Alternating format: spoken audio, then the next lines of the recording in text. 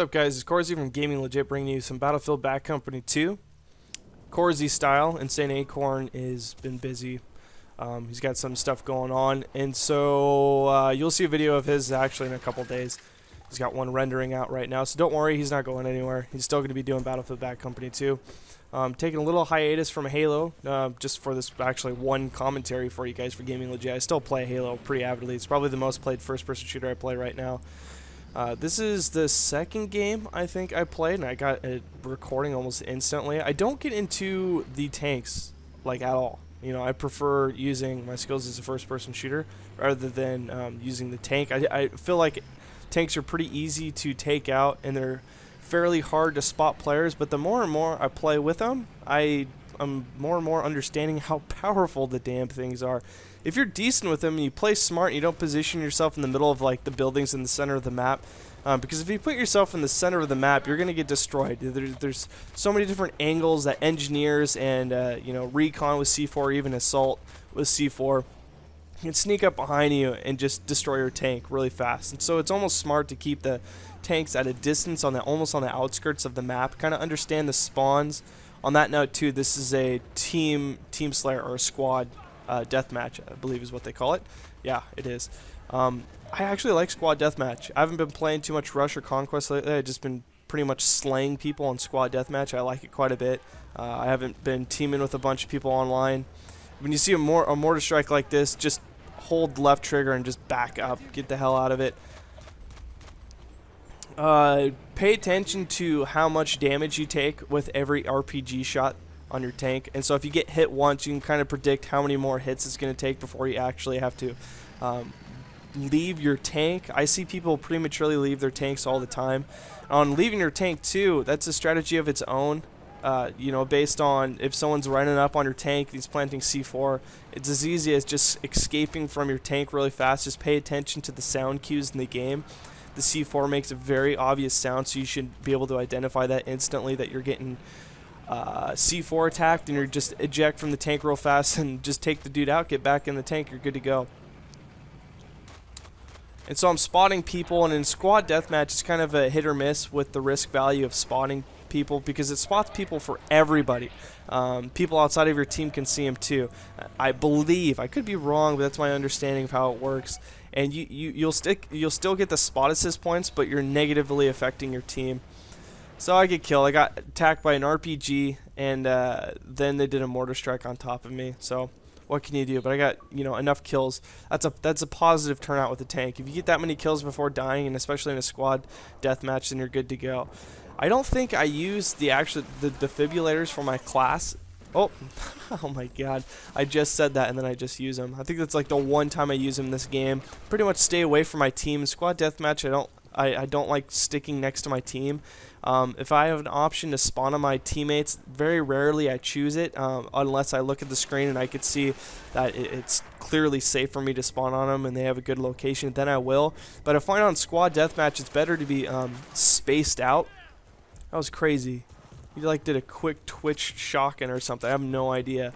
He doesn't even have the slugs on, so he's got the widespread reticle.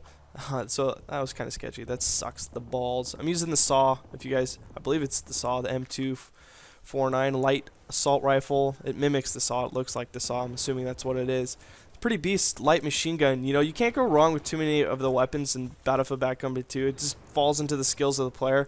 There's some weapons that are obviously poor choices, they just don't work. But as far as the light machine guns go, I've been playing around with a lot of them. They all have different advantages and disadvantages, but if you play to the advantages and against the disadvantages for the weapons, you're going to be successful no matter what. I don't ever use this light machine gun, but it's kind of fun to experiment and play with different weapons. It's got a high level of accuracy. It seems like you have the burst fire, so don't be fooled. Some of these kills that I'm getting, I'm not holding down the trigger the entire time. I'm actually burst firing.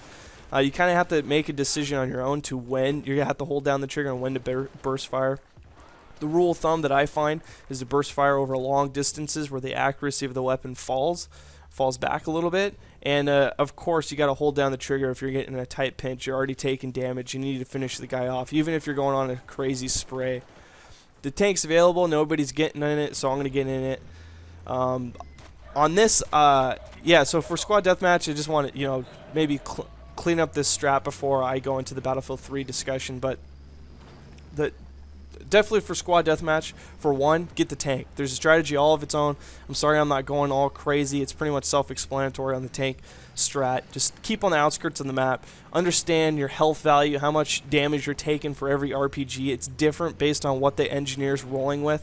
He could have extra explosive damage, one of the specs or perks, whatever the heck it's called, or he could just have it default. And so that amount of damage is different, and it's also different per RPG too. And so just keep that in mind. Listen for the C4. You can destroy buildings, so if you see a guy in a building, just blast it, and you'll get kills. Aim in front of them. Don't aim behind them. Don't aim at their feet. Don't aim up at their chin. You want the splash damage when it hits the ground. Same thing if they're running against a building. Shoot the building rather than shoot directly at the character. That's going to help out a lot. And then as far as squad deathmatch and sticking next to your teammates and reviving teammates, no matter if you revive a teammate or not, it's not going to take away a point for the other team. And the point of a squad deathmatch is the first person to reach a certain amount of kills. And so reviving your team's not actually going to do anything for you. It might help you get them back into the battle faster and help you out in certain situations. But as far as like, rush tickets, it's different. It's not like a rush game in squad deathmatch. It's almost like a different type of strategy. But for the medic, since the medic has so much ammo and the damage is pretty high for the weapons, it's a devastating class as far as the Slayer match goes. And I think it's undervalued, and people automatically go for like the assault rifle class or even the engineer class to use their RPGs. You see some snipers, but those guys tend to not even know how to use the class appropriately, or they don't have the skill needed to pull off like quick scope after quick scope after quick scope. It's not easy to do. And so I suggest if you're going to go into a squad deathmatch, give the medic a chance. The amount of ammo you have, this is actually a nice play. So I get a series of kills with the tank, and then I use the tank as a new line of cover. So the tank just got blown up. I take a little bit of damage maybe, but now I'm going to play off of the fact that my tank got destroyed. These guys are still fighting at me, and now I have this new dynamic in this game where the tank is acting like a piece of cover for me, and actually get a series of kills right here, and it's pretty badass. Pretty nice clip. Actually, I like this game quite a bit. I hope you guys enjoy it too. Anyways, on to the Battlefield 3 discussion. So a couple of tidbits of information for Battlefield 3 has been posted up on the Battlefield blog. And the thing that most interests me is the class switch, or a little bit of the blending between the assault rifle class and the medic class. Basically what is going on is that the assault player is supposed to be the support player. He's the guy that's supporting you or giving you ammunition, and the medic is supposed to be the guy that's on the ground that has to be able to get to your teammates quite quickly. And I never really critiqued this in this game because this game works brilliantly as is. But it makes sense that they made that switch. And so what's going on is that the assault rifle class now has the light machine guns, and the medic class now has the assault rifles. Because your assault rifle class is supposed to be the support class. They're supposed to be the guys that have all the ammunition, just laying down fire. The whole point of the assault rifle class is just to put, lead onto the warfield, whereas the medic is supposed to be mobile, helping out your team by reviving, throwing down health packs. So it makes sense. That's a smart move for Battlefield 3. Some new addition that they talked about is the idea of support fire. And so there's so many different point systems in this game already as is, where you get points for spotting, which is just amazing. I don't know why more games haven't incorporated it or that system into it. Throw down medic packs, all that kind of stuff. It's just brilliant in this game. But now they have this another point system that comes into play that's going to help out the assault class, especially for the light machine guns. That's going to be absolutely brilliant. Or if you put fire on someone around a certain sense of proximity, that person that you're firing at is actually going to have a blur on their screen. It's supposed to imitate a support fire. And so it's just like it's trying to bring out a little bit of realism, I guess, to the to actual war, but at the same time not it's just smart. It's a brilliant way of putting it into the game. It's never been done before, and leave it to DICE to come up with this kind of innovation. And so if you're getting fired at on the warfield, we're playing a video game, so it's easy for us to just ignore, oh, whatever, I'm getting fired at, I'm just going to stand up and fire back at him, no big deal, it doesn't matter, I'm just going to respawn. Well, to heighten the experience, they have this blur that's going around the guy's screen that you're shooting at, to make it so you're a little bit incapacitated. You can't as easily pop up and fire back. It kind of gives you a sense of, okay, someone's firing at me, it's not safe for me to stand up. And at the same time, the person that's putting down the support fire for your team, which is just going to be awesome. It just goes into that squad, working together with your squad, you know, having a teammate put on, asking or calling for him to put on support fire while your team moves forward, so it blurs the enemy's screens, makes it easier for your team to advance to that rush point. It's going to be brilliant. But he's going to be getting points for doing that, for the support fire.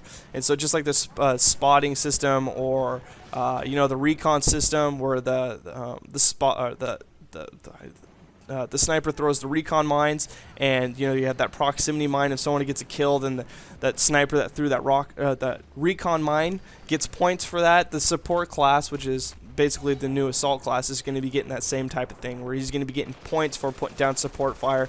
That's brilliant. That's absolutely awesome. They're also coming up with a stabilizing effect for the light machine guns, where if you come up to an object, or like a window, or crouch next to some kind of low cover, you can prop the light machine gun up on its biped, and it makes the gun super stable. So it also builds onto that whole support role. And also you can lay down now, and so when you lay down, you can lay down the biped, bipod, whatever you want to call it, and so you have a super stabilized light machine gun. And they said that you don't even need to burst your weapon anymore. You can literally hold down the trigger, and it does an awesome amount of support fire. So hopefully it's not going to be overpowered, but I trust DICE completely, so it's going to be absolutely brilliant. Anyways, guys, hope you enjoyed this vid. Battlefield Bad Company 2 strat for you. Insane Acorn will be the next guy that you're going to be hearing from. So as always, guys, love you. Happy gaming.